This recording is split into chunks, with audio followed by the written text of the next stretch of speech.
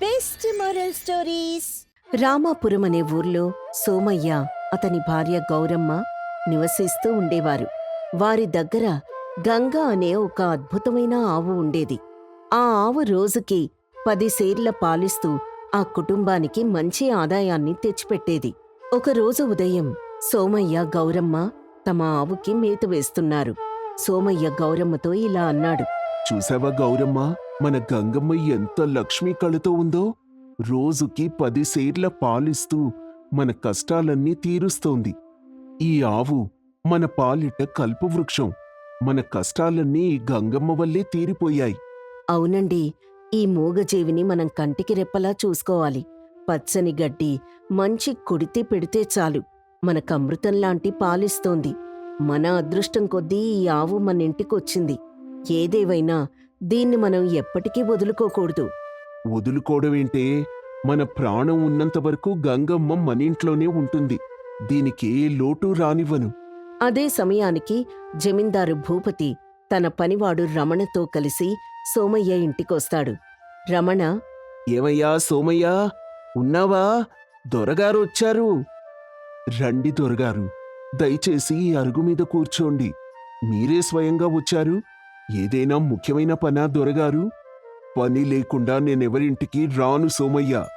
మీ ఆవు గంగ గురించి ఊరంతా గొప్పగా చెప్పుకుంటున్నారు.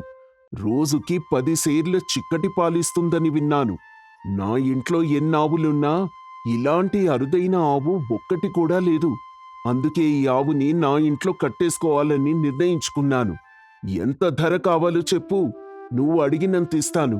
క్షమించండి దొరగారు, మీరెంత ధనం ఇచ్చినా ఈ ఆవుని మాత్రం నేను నమ్మలేను. ఇది మా ఇంట్లో ఒక మనిషి లాంటిది.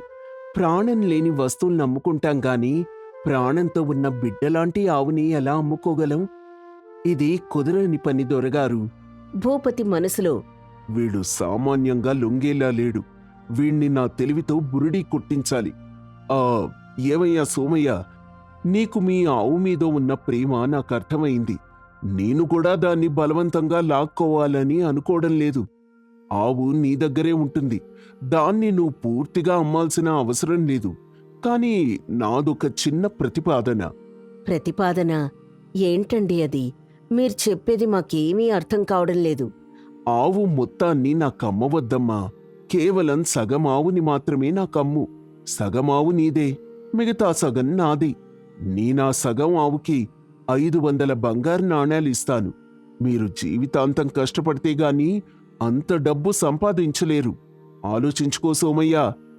సగం ఆవుని అమ్మడమేంటి దొరగారు? ప్రాణంతో ఉన్న ఆవుని సగం ఎలా చేస్తారు? వినడానికే చాలా వింతగా ఉంది. ఇదెలా సాధ్యం? అరే పిచ్చి సోమయ్య, నేను ఆవుని కత్తితో కోసి సగం చేయమని అడగడం లేదు. మన ఒప్పందం ప్రకారం ఆవు మధ్యలో ఒక గీత గీద్దాం. ముందు భాగం అంటే తల, నోరు ఉన్న భాగం నీది. వెనుక భాగం అంటే తోక, పొదుగు ఉన్న భాగం నాది. ఆవు ఎప్పట్లాగే నీ దొడ్లోనే ఉంటుంది. నువ్వు 500 బంగారు నాణేలు తీసుకుని హాయిగా పండగ చేసుకో. సగం ఆవు పైన నాకు హక్కుంటుంది కదా. ఏవండి, నాకెందుకో ఈ ఒప్పందం అనుమానంగా ఉంది.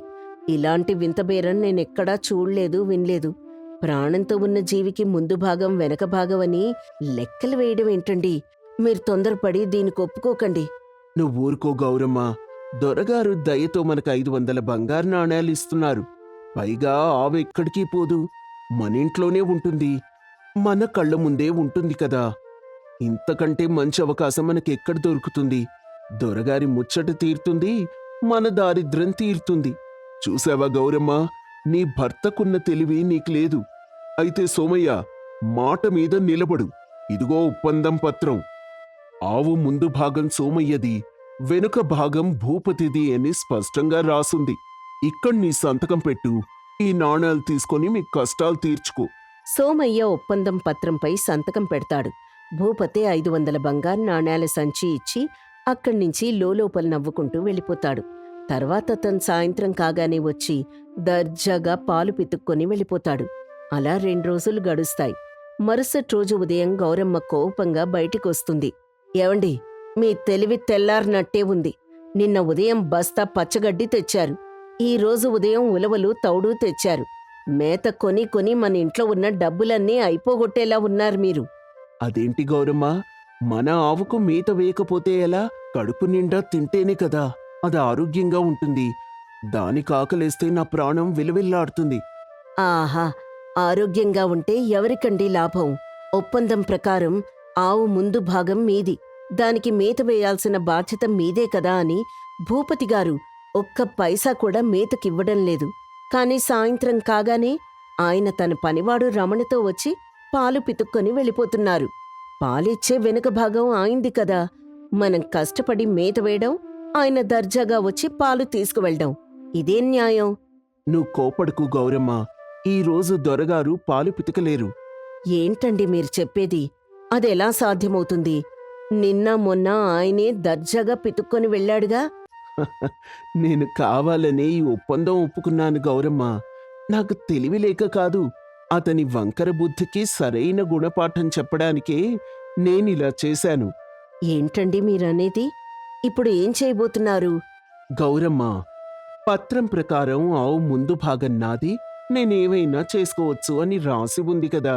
ఆ దొరగారికి నా ప్రతాపం ఏంటో ఈరోజే చూపిస్తాను. ఆయన అత్యాశకు తగిన శాస్తి చేస్తాను. నువ్వెళ్ళి మన ఇంట్లో ఉన్న ఆ పెద్ద తప్పెట డోలు తీసుకురా. ఆయనకి పాలు ఎలా దక్కుతాయో నేను చూస్తాను. సాయంత్రమవుతుంది. భూపతి పాలు పితుక్కోడానికి తన పనివాడు రమణతో కలిసి ఆనందంగా సోమయ్య ఇంటికొస్తాడు. ఏవయ్యా సోమయ్య, ఆవు కడుపు నిండా మేత తిన్నదా? పాలు పితుక్కోడానికి సమయమైంది. ఈరోజు పాలింకా చిక్కగా వస్తాయని ఆశిస్తున్నాను. రేయ్ రమణ, ఆ పెద్ద బిందె ఇటు తీసుకురా. ఇదిగోండి దొరగారు, బిందె శుభ్రంగా కడిగి తెచ్చాను. మీరు నెమ్మదిగా కూర్చొని పాలు పితుక్కోండి. భూపతి పాలు పితకడానికి ఆవు వెనక భాగం దగ్గర కూర్చుంటాడు. సరిగ్గా అదే సమయానికి సోమయ్య ఒక పెద్ద డోలు తీసుకుని ఆవు తల ముందు నిలబడి గట్టిగా వాయించడం మొదలు పెడతాడు. డమ్ డమ్ డమ్ అని పెద్ద శబ్దం వస్తుంది. రేయ్ సోమయ్య, ఏంట్రా ఆ శబ్దం? ఆవు భయపడుతోంది. ఆ డోలు వాయించడం ఆపు. పాలు సరిగ్గా పన్నివ్వడం లేదు. సోమయ్య మరింత గట్టిగా వాయిస్తూ, నేనెందుకు ఆపాలి దొరగారు?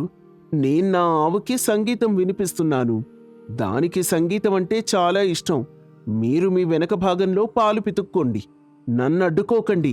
అవును దొరగారు, మా ఆవుకి డోలు శబ్దం వింటే మనసు ఎంతో ఉల్లాసంగా ఉంటుంది.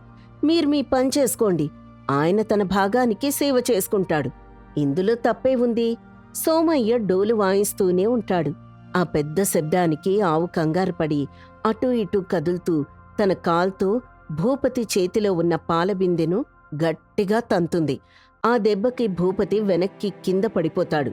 భూపతి కోపంతో రగిలిపోతూ దుమ్ము దులుపుకుంటూ, రేయ్ దొంగ సోమయ్య, ఎంత పనిచేశావురా? ఆవు బెదిరిపోయి నన్నే తన్నేలా చేస్తావా? నేనూరుకోను. నీ మీద గ్రామాధికారి దగ్గర ఫిర్యాదు చేస్తాను. పదరమణ, ఇప్పుడే వెళ్దాం. నా తప్పే ఉంది దొరగారు. ఒప్పందం ప్రకారం ఆవు ముందు భాగం నాది. నా ముందు భాగాన్ని నేను అలరించుకోవచ్చు, లేదా దాని ముందు డోలు వాయించుకోవచ్చు. మిమ్మల్ని నేను అడ్డుకోలేదే, మీ వెనక భాగాన్ని నేను ముట్టుకోలేదే. మీరు పాలు పితుక్కునేటప్పుడు నేను నా భాగానికి డోలు వాయించుకుంటున్నాను, అంతే కదా? దొరగారు, సోమయ్య చెప్పే దాంట్లో కూడా న్యాయం ఉన్నట్టుందండి. పత్రంలో మీరే స్వయంగా ముందు భాగం అతంది అని రాశారు కదా. రే రమణ, నువ్వు కూడా వాడి తరపున మాట్లాడుతున్నావా? నోరు మూసుకొని నాతోరా. ఇప్పుడే ఊరి పెద్ద ధర్మారావు గారి దగ్గరికి వెళ్ళి పంచాయితీ పెడదాం. ఈ సోమయ్య అంతు చూస్తాను. అందరూ కలిసి గ్రామ రచ్చబండ దగ్గరికి వెళ్తారు. ఊరి పెద్ద ధర్మారావు గారు అక్కడ కూర్చొనుంటారు. జరిగిన విషయమంతా భూపతి వివరిస్తాడు. చూశారా ధర్మారావు గారు, వీడు కావాలని డోలు వాయించి నా పాలు పోయేలా చేశాడు. నేను కింద పడేలా చేశాడు. ఒప్పందం ప్రకారం వెనుక భాగం నాది, పాలు తీసుకునే హక్కు నాది. వీడు ఉద్దేశపూర్వకంగా నా పాల వ్యాపారాన్ని దెబ్బతీస్తున్నాడు. వీడికి కఠిన శిక్ష వేయాలి. నా పాలు నాకు ఇప్పించాలి. సోమయ్య, భూపతి గారు చెప్పేది నిజమేనా? పాలు పితుక్కునే సమయంలో నువ్వు డోలెందుకు వాయించావు? భూపతి గారికి నష్టం కలిగించడం నీ ఉద్దేశమా? సోమయ్య వినయంగా చేతులు కట్టుకుని, ధర్మారావు గారు, నేనే తప్పు చేయలేదండి. దొరగారు అడిగినట్టే ఒప్పంద పత్రం మీద సంతకం చేశాను. 2 రోజులుగా నా ముందు భాగానికి నేనే మేత కొని పెడుతున్నాను, నీళ్లు తాగిస్తున్నాను. దానికి చాలా ఖర్చయింది. దొరగారు మాత్రం తన వెనుక భాగం నుండి ఉచితంగా పాలు తీసుకెళ్తున్నారు. ఈరోజు నా భాగానికి కాస్త వినోదం కల్పించాలని డోలు వాయించాను. నా భాగాన్ని నేను సంతోషపెడితే ఆయన భాగం పాలు తన్నేసింది. దానికి నేనెలా బాధ్యుణ్ణవుతానయ్యా? అవునండి, మేత మేసే ముందు భాగం మాదైనప్పుడు, పాలిచ్చే వెనక భాగం ఆయిందైనప్పుడు, మేం ముందు భాగానికి డోలు వాయించుకుంటే ఆయనకొచ్చిన నష్టమేంటి? మా భాగం మీద మాకు హక్కుంటుంది కదా. సోమయ్య చెప్పిన దాంట్లో, గౌరమ్మ చెప్పిన దాంట్లో అక్షరాల న్యాయం ఉంది భూపతి గారు. మీరు రాసిన ఒప్పందం ప్రకారమే వాడు నడుచుకున్నాడు. ముందు భాగానికి యజమాని వాడు. వాడు డోలు వాయించవచ్చు, నాట్యం చేయవచ్చు. మీరు మీ వెనక భాగాన్ని ఎలా అదుపులో పెట్టుకోవాలో ఆలోచించుకోవాలి గాని సోమయ్యను నిందించడం తప్పండి. అదేంటి ధర్మారావు గారు, మీరు కూడా వాడికే మద్దతు ఇస్తున్నారా? ఆవు ముందు భాగం కదిలితే వెనుక భాగం కూడా కదులుతుంది కదా. ఇది మీకు తెలియదా? ఆ విషయం ఒప్పందం రాసుకునేటప్పుడు మీకు తెలియదా భూపతి గారు?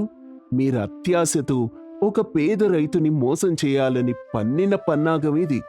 మేత వాడు వేయాలి, పాలు మీరు తాగాలి అన్నది ఎంతవరకు సమంజసం? ప్రాణంతో ఉన్న జీవిని 2 భాగాలుగా విభజించి ఒప్పందం రాయడం మీ అజ్ఞానానికి, అత్యాశకు నిదర్శనం. ఇప్పుడు సోమయ్య చేసింది కూడా మీ ఒప్పందం ప్రకారమే. మీరు దీన్ని అంగీకరించాల్సిందే. దీనికి నేనేం చేయలేనండి. భూపతి తలదించుకుని అవమాన భారంతో, నా తప్పు నాకు తెలిసొచ్చింది ధర్మారావు గారు. సోమయ్య అమాయకుడు అనుకుని వాణ్ణి వాడుకుందాం అనుకున్నాను. కాని వాడి బుద్ధిబలం ముందు నా కుతంత్రం ఓడిపోయింది. నేనీ ఒప్పందాన్ని రద్దు చేసుకుంటున్నాను.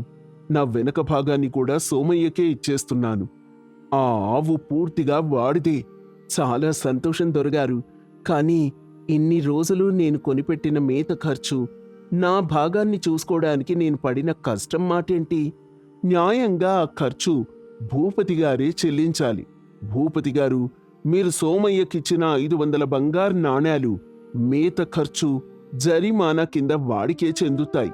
ఆ ఒప్పందాన్ని ఇక్కడే చించివేయండి. ఇక మీరు వెళ్ళవచ్చు. అలాగే ధర్మారావు గారు, నాకు బాగా బుద్ధొచ్చింది. ఇతరుల ఆస్తిపై ఆశపడితే ఉన్న డబ్బు కూడా పోతుందని తెలుసుకున్నాను. సోమయ్య, నన్ను క్షమించు. భూపతి అక్కడ్నించి అవమానంతో వెళ్ళిపోతాడు. రచ్చబండ దగ్గరున్న ఊరి ప్రజలంతా సోమయ్య తెలివితేటలను చూసి చప్పట్లు కొడతారు. అప్పుడు గౌరమ్మ, చూసారా ఏవండి, మీ సమయస్ఫూర్తి వల్ల మన ఆవు పూర్తిగా మనకు దక్కింది. పైగా 500 నాణేల లాభం కూడా వచ్చింది. ఈ రోజు నాకు చాలా సంతోషంగా ఉందండి. మోసగాణ్ణి ఎదుర్కోవడానికి కండబలం కాదే, బుద్ధిబలం కావాలి. గౌరమ్మ, సర్లే పద, మన గంగమ్మకు ఈ రోజు నుంచి మంచి మేత వేద్దాం. దంపతులిద్దరూ ఎంతో ఆనందంగా తమ ఆవును తీసుకుని తమ ఇంటికి వెళ్ళిపోతారు. ఈ కథ వల్ల మనకు తెలిసే నీతి ఏంటంటే, అత్యాశ అనేది మనిషి ఆలోచనా శక్తిని నశింపజేసి చివరికి అవమానానికి గురిచేస్తుంది. ఎవరైనా మోసం చేయాలని చూసినప్పుడు కంగారు పడకుండా సమయస్ఫూర్తితో, తెలివితో ఆలోచిస్తే ఎలాంటి సమస్యనైనా సులభంగా పరిష్కరించవచ్చు. మోసగాడికి వాడి భాషలోనే సమాధానం చెప్పడం సరైన గుణపాఠం. ఒక చిన్న పల్లెటూరుండేది. ఆ ఊరి చివర్న రామయ్య, కాంతమ్మల ఒక చిన్న పూరి గుడిసె ఉండేది. వాళ్లకొక్కగానొక్క కొడుకు రమేష్. రమేష్ కూలి పనులకి వెళ్తూ ఉంటాడు. అతని భార్య సుజాత. సుజాత అత్తామామలు ఎంత చెప్పినా తన పని తాను చేసుకుపోయే గుణవంతురాలు. ఆ గుడిసె ముందు సుజాత ఒక చిన్న బండి మీద బిర్యానీ అమ్ముకుంటోంది. వర్షాకాలం, సన్నగా చినుకులు పడుతున్నాయి. ఒకరోజు ఇంట్లో సుజాత పొయ్యి మీద పెద్ద పాత్రలో రొయ్యల బిర్యానీ వండుతోంది. అత్త కాంతమ్మ, మామ రామయ్య అక్కడే కూర్చొని ఆమెను తిడుతున్నారు. కాంతమ్మ కోపంగా, ఏంటే ఆ చెత్తవాసన? ఉదయం లేవగానే ఈ రొయ్యల కంపొకటి. పల్లెటూరులో ఆడవాళ్ళ ఇంట్లో ఉండి పనులు చూసుకోవాలి గాని ఇలా బండి పెట్టుకుని ఊరి చివర వ్యాపారం చేయడమేంటో? మా పరువు తీయడానికే పుట్టావు. అవునే కాంతమ్మ, నువ్వన్నది నిజమే. నా కొడుకేమో ఆ పొలంలో మట్టి కొట్టుకుపోతుంటే వీరనారిలాగా ఈమె బిర్యానీ అమ్ముతుందంట. ఎవరొస్తారు కొనుక్కోడానికి? ఈ వర్షంలో తడుస్తూ చావడం తప్ప ఏం లాభం లేదు. సుజాత మెల్లగా వినయంగా, అత్తయ్యగారు, మావయ్యగారు, ఆయన ఒక్కరి సంపాదనతో ఇల్లు గడవడం లేదు. మన అప్పులు తీరాలంటే నేను కూడా ఏదో ఒకటి చెయ్యాలి కదా. నాకు వండటం బాగా వచ్చు. అందుకే ఈ రొయ్యల బిర్యానీ బండి పెట్టుకున్నాను. కాస్త ఓపిక పట్టండి, మంచి రోజులొస్తాయి. విన్నారా అండి మీ మాటలు? మంచి రోజులొస్తాయంట. ఆ వర్షంలో బండేసుకుపోతే ఉన్న ఆ కాస్త సరుకు కూడా పాడైపోతుంది. నా మాట విని ఆ పొయ్యి ఆపేసి లోపలికి రా. వినదులేవే, పట్టుబట్టి ఆ బండి కొంది. వెళ్ళనివ్వు. ఆ వానలో తడిసి ఆ సరుకంతా పాడైపోతే అప్పుడు బుద్ధొస్తుంది. సుజాత ఏం మాట్లాడకుండా బిర్యానీ వండడం పూర్తి చేసి పాత్రల్ని బండి మీదకి సర్దుకుంటుంది. ఆ రోజు మధ్యాహ్నం సమయంలో సన్నగా వర్షం పడుతోంది. సుజాత ఒక చెట్టు కింద తన బిర్యానీ బండి పెట్టుకుని నిలబడి ఉంది. వర్షానికెవ్వరూ రాకపోవడంతో ఆందోళనగా ఉంది. సుజాత తనలో తాను, వర్షమేమో ఆగట్లేదు, జనం ఎవ్వరూ బయటికి రాలేదు. ఈరోజు వండిందంతా వృధా అయిపోతుందా ఏంటి? దేవుడా, కనీసం సగం బిర్యానీ అయినా అమ్ముడుపోయేలా చూడు తండ్రి. ఇంట్లో వాళ్ళు నాపై మండిపడుతున్నారు. అప్పుడే పక్కింటి రాధ గొడుగు వేసుకొని అట్టుగా వస్తుంది. ఏమే సుజాత, ఈ వానలో ఎవరొస్తారే ఇక్కడికి కొనుక్కోడానికి? ఇంటికి పోక ఇక్కడే ఎందుకు నిలబడ్డావు? మీ అత్తమామలు మళ్ళీ గొడవ చేస్తున్నారా? ఏం చేయమంటావు రాధ? ఆస్తిపాస్తులు లేవు, అప్పులున్నాయి. నా భర్త కష్టానికి తోడుగా నేను కూడా నిలబడదామని ఈ బండి పెట్టాను. అత్తమామలకేమో ఇది అస్సలు ఇష్టం లేదు. ఇంటికెళ్తే మళ్ళీ సూటిపోటి మాటలు. ఒక్కరైనా వస్తారేమో అని చూస్తున్నాను. నీ ధైర్యానికి మెచ్చుకోవాలి గాని వాతావరణం బాగలేదు. కనీసం ఆ గొడుగన్నా సరిగ్గా వేసుకో. ఏవైనా కావాలంటే చెప్పు, నేను సహాయం చేస్తాను. సరే, నేనింటికి పోతున్నాను. వాన ఎక్కువయ్యేలా ఉంది. జాగ్రత్త. సరే రాధ, నువ్వు జాగ్రత్తగా వెళ్ళు అనగానే రాధ వెళ్ళిపోతుంది. వర్షం కొద్దిగా పెరుగుతుంది. సుజాత తన చీర కొంగుతో తల కప్పుకొని ఆశగా ఎదురుచూస్తూ ఉంటుంది. ఆ సమయంలో ఒక వృద్ధుడు వణుకుతూ చిరిగిన బట్టలతో సుజాత బండి దగ్గరికి వస్తాడు. అతని ముఖంలో తీవ్రమైన ఆకలి కనిపిస్తుంది. అతను వాస్తవానికి వెంకయ్య అనే ఊరి పెద్ద మనిషి, ధనవంతుడు. కాని వేషం మార్చుకొని వచ్చాడు. వెంకయ్య వణుకుతూ నీరసంగా, అమ్మా, ఆకలి, కడుపులో పేగులు కాలిపోతున్నాయి తల్లి. ఏవైనా ఉంటే కాస్త పెట్టమ్మా. గొంతులో పచ్చి మంచినీళ్లు పడి 2 రోజులైంది. సుజాత జాలిగా చూస్తూ, అయ్యో పెద్దాయనా, ఈ వానలో అంతగా ఉణికిపోతున్నారు. ముందు ఈ చెట్టు కిందకి రండి, వానకి తడుస్తున్నారు. వెంకయ్య చెట్టు కిందకొచ్చి నిలబడుతూ, ఆ వాసన చూస్తుంటే ప్రాణం లేచొస్తోందమ్మా. ఏదైనా ఉంటే కొద్దిగా పెట్టు తల్లి, పుణ్యం ఉంటుంది. బిర్యానీ ఉంది పెద్దాయనా, రొయ్యల బిర్యానీ. నేను ప్లేట్లో పెడతాను, కూర్చొని తినండి అంటూ సుజాత ఒక ప్లేట్లో వేడివేడి రొయ్యల బిర్యానీ పెట్టి అతనికిస్తుంది. వెంకయ్య కంగారుగా బిర్యానీ అందుకుంటూ, అమ్మా, బిర్యానీ అంటే ఖరీదెక్కువ కదా. నా దగ్గర చిల్లి గవ్వ కూడా లేదు తల్లి. ఊరికే ఎందుకిస్తావు? నీ వ్యాపారం నష్టపోతుంది కదా. నాకేదైనా ముందు వండిన అన్నం ఉంటే పెట్టు చాలు. సుజాత నవ్వుతూ, డబ్బుల గురించి ఆలోచించకండి పెద్దాయనా. ముందు మీరు కడుపు నిండా తినండి. మీరంత ఆకలితో ఉంటే నేను డబ్బులు అడిగితే అది పాపం కదా. వ్యాపారం సంగతి దేవుడు చూసుకుంటాడు. ఈ వర్షంలో నా సరుకు అమ్ముడుపోకపోయినా ఒక ఆకలితో ఉన్న ప్రాణానికి నా చేత్తో ఇంత అన్నం పెట్టగలిగానన్న తృప్తి నాకు చాలు. తినండి. అది వినగానే వెంకయ్య కన్నీళ్లు తుడుచుకుంటూ బిర్యానీ తింటాడు. సుజాత అతనికి నీళ్ళిస్తుంది. వెంకయ్య తినడం పూర్తయిన తర్వాత, ఎంత రుచిగా ఉందమ్మా. నా కడుపు నిండింది తల్లి. నీకు మంచి జరుగుతుంది. భగవంతుడు నిన్ను చల్లగా చూస్తాడు. కాని అమ్మా, ఈ వానలో నువ్వు ఇలా ఒక్కదానివే వ్యాపారం చేయడం ఎందుకు? నా పేరు సుజాత పెద్దాయనా. మాది పేద కుటుంబం. నా భర్త కూలి పనికి వెళ్తాడు. అత్తమామలు ఇంట్లో ఉంటారు. అప్పులు తీర్చడానికి నేనే ఈ చిన్న వ్యాపారం మొదలుపెట్టాను. కానీ నా దురదృష్టం, వర్షాల వల్ల వ్యాపారం అస్సలు జరగడం లేదు. అత్తమామలు రోజూ తిడుతూనే ఉంటారు. అయినా కష్టపడకుండా ఏదీ రాదు కదా. ఆమె మాటలు వింటూ ఆశ్చర్యపోయి వెంకయ్య, నీలో ఎంత మంచి గుణం ఉందమ్మా. నీ వ్యాపారం లాభం లేకున్నా నా ఆకలి తీర్చావు. నీ కష్టానికి తగ్గ ఫలితం దక్కాలి తల్లి. నేను వెళ్తాను, నీకు మంచే జరుగుతుంది. జాగ్రత్తగా వెళ్ళండి పెద్దాయనా, వర్షం ఇంకా పడుతోంది. అలా వెంకయ్య నెమ్మదిగా అక్కడి నుంచి వెళ్ళిపోతాడు. సుజాత మిగిలిన బిర్యానీ చూసుకొని నిట్టూరుస్తుంది. అలా ఉండగా ఆ రోజు సాయంత్రం సమయంలో సుజాత బండి తీసుకొని ఇంటికొస్తుంది. బండిలో చాలా సరుకు మిగిలుంది. కాంతమ్మ, రామయ్య ఆమెను చూడగానే విరుచుకుపడతారు. కాంతమ్మ ఎగతాళిగా, వచ్చేశావా మహారాణి? బండి నిండా డబ్బులు తెచ్చావా? చూడు చూడు, ఆ బండిలో ఉన్న సరుకంతా అలానే ఉంది. చెప్పానా నేను, ఈ వర్షంలో నీ బిర్యానీ కోసం ఎవరొస్తారే? అంతా బురద పాల్చేశావు. నా మాట వింటే కదా అసలు ఆ బండి, ఆ పాత్రలు కొన్న అప్పు కూడా తీరలేదు. పైగా ఈరోజు సరుకు నష్టం. ఈ పాడు వ్యాపారం రేపటి నుండి బంద్ చెయ్యి.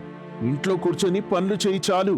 సుజాత ఏడు పాపుకుంటూ, తప్పు నాది కాదు మావయ్య గారు. వర్షం వల్ల జనం రాలేదు. అయినా ఈరోజు నేను పెట్టిన పెట్టుబడికి ఏమీ రాలేదు నిజమే. కానీ రేపు మంచిగా జరుగుతుందేమో చూద్దాం. ఒకే రోజుతో ఎలా వదిలేయమంటారు? రేపు కూడా ఇంతే. నీకదృష్టం లేదు. ఇక చాలు, నోర్మయ్. అప్పుడే సుజాత భర్త రమేష్ పని నుండి వస్తాడు. ఇంటి వాతావరణం చూసి అర్థం చేసుకుంటాడు. రమేష్ శాంతంగా, నాన్నా, అమ్మా, ఎందుకు తనని అలా అంటారు? కష్టపడాలనుకుంటోంది. ప్రోత్సహించకపోయినా పర్వాలేదు. ఇలా నిరుత్సాహపరచుకండి. వాన వల్ల ఈరోజు అలా జరిగింది. రేపు బావుంటుంది. సుజాత, నువ్వు లోపలికెళ్ళి బట్టలు మార్చుకో. వానలో బాగా తడిసినట్టున్నావు అనగానే సుజాత కన్నీళ్లతో లోపలికెళ్తుంది. కాంతమ్మ, రామయ్య విసుక్కుంటూ కూర్చుంటారు. అలా ఉండగా మరుసటి రోజు ఉదయం సమయంలో సుజాత బాధగా ఇంటి పనులు చేసుకుంటూ ఉంటుంది. అత్తమామలు వరండాలో కూర్చొని మాట్లాడుకుంటున్నారు. అప్పుడే ఒక ఖరీదైన బండి వాళ్ళ ఇంటి ముందు ఆగుతుంది. అందులో నుంచి నిన్న వచ్చిన వృద్ధుడు వెంకయ్య మంచి బట్టలు వేసుకొని దిగుతాడు. ఆయనతో పాటు ఇద్దరు వ్యక్తులుంటారు. కాంతమ్మ ఆశ్చర్యంగా చూస్తూ, ఏవండి, మన ఇంటి ముందు పెద్ద బండి ఆగింది. ఎవరో పెద్ద మనిషి దిగుతున్నారు. ఎవరై ఉంటారు? నాకెలా తెలుస్తుంది? మన దరిద్రానికి పెద్దవాళ్లతో పని ఉంది. అయినా చూద్దాం పదా. వెంకయ్య నడుచుకుంటూ వాళ్ళ గుడిసె వైపొస్తాడు. నమస్కారం. సుజాతమ్మగారి ఇంట్లోనే ఉన్నారా? రామయ్య గౌరవంగా, నమస్కారం అయ్యా. మా కోడలే అండి సుజాత. ఎందుకు బాబయ్యా, ఏమైనా పొరపాటు చేసిందా ఏంటి? పొరపాటు చేయలేదయ్యా, నాకు ప్రాణదానం చేసింది. అమ్మా సుజాత, బయటికి రా అమ్మా అనగానే సుజాత బయటికొస్తుంది. వెంకయ్యను చూసి ఆమెకేమీ అర్థం కాదు. నమస్కారమండి, మీరెవరండి? నన్నడుగుతున్నారు. వెంకయ్య నవ్వుతూ, నన్ను గుర్తుపట్లేదా తల్లి? నిన్న వర్షంలో నీ బండి దగ్గరికి ఆకలితో వణుకుతూ వచ్చిన ముసలివాణ్ణి నేనే తల్లి. మీరా? మీరా ముసలివారు? మీరప్పుడలా ఇప్పుడిలా నాకేమీ అర్థం కావడం లేదు. నేను ఈ పక్క ఊరి జమీందార్ని తల్లి. నా పేరు వెంకయ్య. నేను నా వ్యాపార పనుల మీద వెళ్తూ ఉంటే నిన్న వానలో నా బండి పాడైపోయింది. నా వాళ్ళు మెకానిక్ని తీసుకురావడానికి వెళ్లారు. నాకు బాగా ఆకలేసింది. అప్పుడు మీ ఊరి వైపు నడుచుకుంటూ వచ్చాను. నా వేషం అలా ఉండేసరికి ఎవ్వరూ నన్ను పట్టించుకోలేదు. అప్పుడు నువ్వు కనిపించావు. నేను డబ్బులివ్వలేను అని చెప్పినా, నీ వ్యాపారం నష్టపోతున్నా కూడా నువ్వు నా ఆకలి తీర్చావు. నీ గొప్ప మనసు చూసి నేను ఆశ్చర్యపోయాను. కాంతమ్మ షాక్ అవుతూ, ఏంటి, మా కోడలు మీకు బిర్యానీ పెట్టిందా? అది కూడా ఉచితంగానా? అవునమ్మా, మీ కోడలు చాలా మంచిది. అప్పుల బాధల్లో ఉండి వ్యాపారం జరగక ఏడుస్తూ ఉండి కూడా నా ఆకలి తీర్చింది. నిన్న నా జేబులో డబ్బుల్లేవు, కానీ ఈరోజు నీ కోడలు రుణం తీర్చుకోడానికి వచ్చాను. వెంకయ్య తన వెంట వచ్చిన వాళ్ళకి సైగ చేస్తాడు. వాళ్ళొక పెద్ద సంచి తెచ్చి వాళ్ల ముందు పెడతారు. సుజాతమ్మా, నువ్వు బండి మీద వ్యాపారం చేయడం కాదు, ఒక మంచి భోజనశాల పెట్టుకో. నీ చేతి వంట అద్భుతం. ఈ డబ్బుతో నువ్వొక మంచి బిర్యానీ భోజనశాల ప్రారంభించు. నీ అప్పులన్నీ తీర్చేసుకో. ఇది నేను నీకిస్తున్న పెట్టుబడి. సుజాత కన్నీళ్లతో, అయ్యో వద్దు పెద్దాయనా, నేను కేవలం నా కర్తవ్యం చేశాను. ఒక ఆకలితో ఉన్న వ్యక్తికి అన్నం పెట్టడం నా బాధ్యత. దానికి ఇంత డబ్బిస్తే నేను తీసుకోలేను. ఇది నా సాయం కాదమ్మా, నీ మంచి మనసుకి దేవుడిచ్చిన వరం అనుకో. దయచేసి కాదనుకు. నీలాంటి వాళ్ళు అభివృద్ధి చెందితే 10 మందికి అన్నం పెడతారు. వ్యాపారం బాగా చేయి తల్లి. రామయ్య చేతులు జోడించి కన్నీళ్లతో, మమ్మల్ని క్షమించండయ్యా. మా కోడలి విలువ తెలియక మేమిన్ని రోజులు ఆమెను బాధ పెట్టాం. ఆమె మంచి మనసే మమ్మల్ని ఈ రోజు కాపాడింది. కాంతమ్మ ఏడుస్తూ సుజాత చేతులు పట్టుకొని, నన్ను క్షమించు సుజాత, నీలో ఇంత మంచి గుణం ఉందని నేను గుర్తించలేకపోయాను. నిన్నెన్నో మాటలన్నాను. ఇక మీదట నేను నీ వ్యాపారంలో నీకు సాయంగా ఉంటాను సుజాత, చూసావా, నీ నమ్మకం నిజమైంది అన్నాడు రమేష్. ఇదంతా పెద్దాయన దయ, దేవుడి ఆశీర్వాదం. సరేనమ్మా, నేను వెళ్ళొస్తాను. నీ కొత్త భోజనశాల ప్రారంభోత్సవానికి నేను తప్పకుండా వస్తాను అని చెప్పి వెంకయ్య వెళ్ళిపోతాడు. కుటుంబం అంతా సంతోషంగా ఆ డబ్బును చూస్తారు. అలా ఉండగా 6 నెలల తర్వాత ఊరి మధ్యలో ఒక చక్కటి భోజనశాల ఉంటుంది. దాని పేరు సుజాత రొయ్యల బిర్యానీ భోజనశాల. జనం సందడిగా వస్తూ పోతూ ఉంటారు. సుజాత సంతోషంగా అందరికీ వడ్డన చూసుకుంటుంది. కాంతమ్మ గల్లాపెట్టె దగ్గర కూర్చొని పైసలు తీసుకుంటుంది. రామయ్య బయట నిలబడి వచ్చిన వారిని పలకరిస్తూ ఉంటాడు.